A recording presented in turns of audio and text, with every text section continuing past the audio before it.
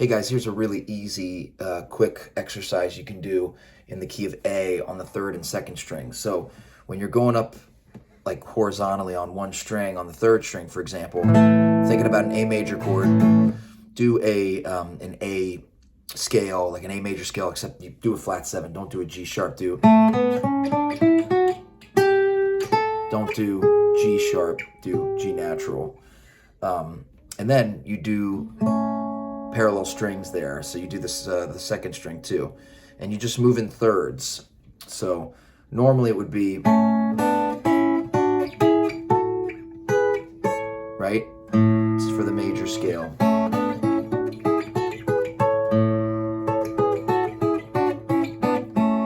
If you want to make it a little bit more rock and roll sounding, just do that flat 7 and throw that flat 7 in there. Make that G sharp a G natural. And make sure it's a G natural on the second string too. So up here, not this note, but this note. Okay, so you go your shapes. If you're thinking in shapes, it'll be flat, like this, flat, like this, not flat, then flat, then flat. So 2 flats going that way, you know.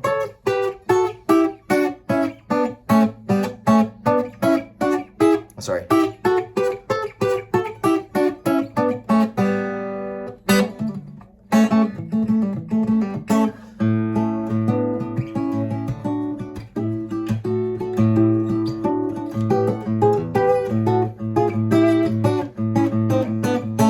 Those work really well chromatically too. So if you're playing like, all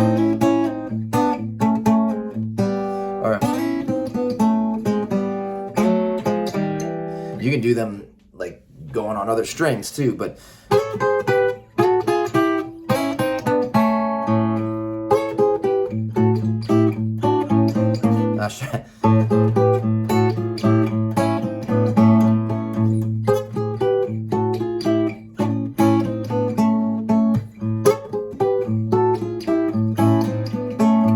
kind of a cool little, that would make like a cool little intro to a song, right?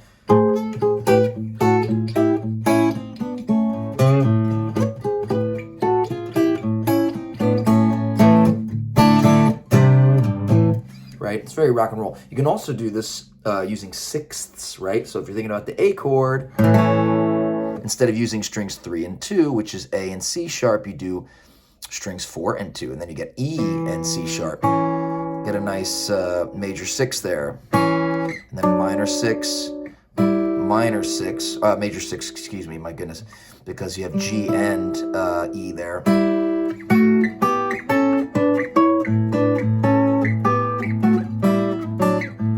These two work really well chromatically. They sound really cool.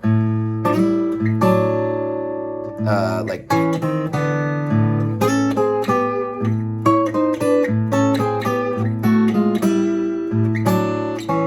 kind of hard to do it there, but sometimes you can get away with doing like, depends on what you're playing with.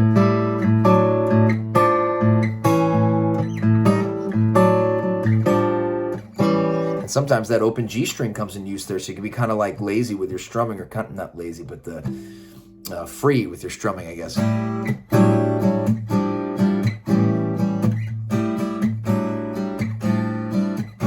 It's kind of implying like A7, like 4/1, you know, D over A. And that's like a, if you're thinking D minor over A kind of.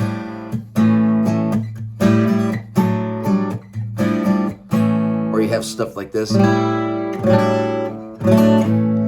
know, yeah, just stuff to fiddle around with on the guitar, interval stuff. And you can do this in G too. We all know our sort of brown-eyed girl, hopefully, thing, right? Mess around with those. My head is in the place of like saying, okay, I've got third string. What note is that? Is that the root? Is that the whatever? Like you have to know this stuff too. Like what is that and what chord you're playing? If I'm playing G, then that's my root. Third string open is my root. Then, you know, hello, we got a third right here on the second string, right? So that's your little thirds thing in G. Now, if you're keeping it major, just typical major, you would play the F sharp there. Or you could make that flat 7, that an F natural.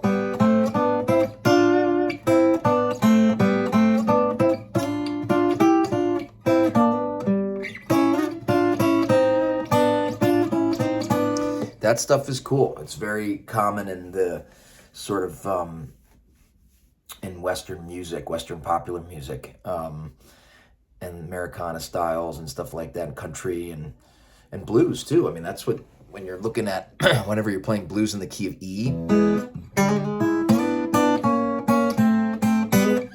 you know, that works everywhere. Sorry.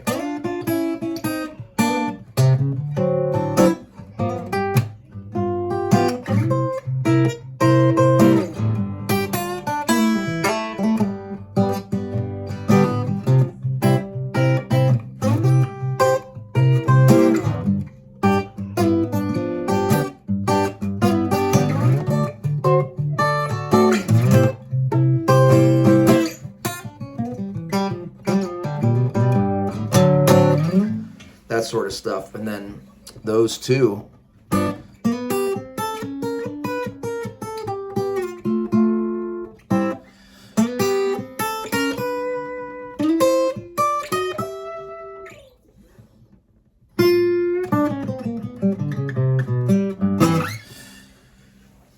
just musings here, just musings.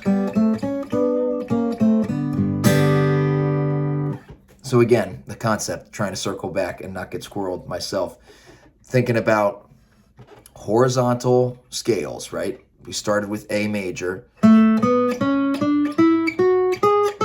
then we made it flat 7 major. So some people call that mixolydian, because that's what that is. And then we added the second string. We added the third, the next voice, the next chord tone up.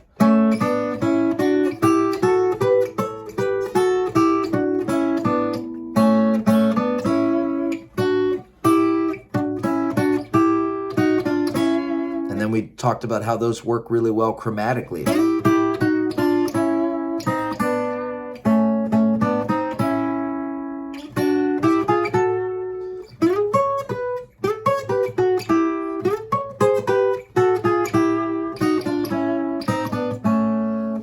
So fool around with those. We also talked about sixths. Sorry.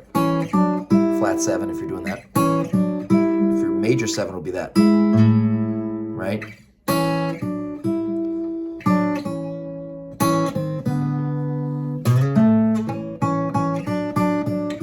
The sixths are different because you're not going to start with a chord tone in the case of A. Like if you're starting here, you're going to start with a 5, like the 5th of the chord, right? And then the 3rd. So ponder that and let me know what you think and if you find this helpful. Thanks.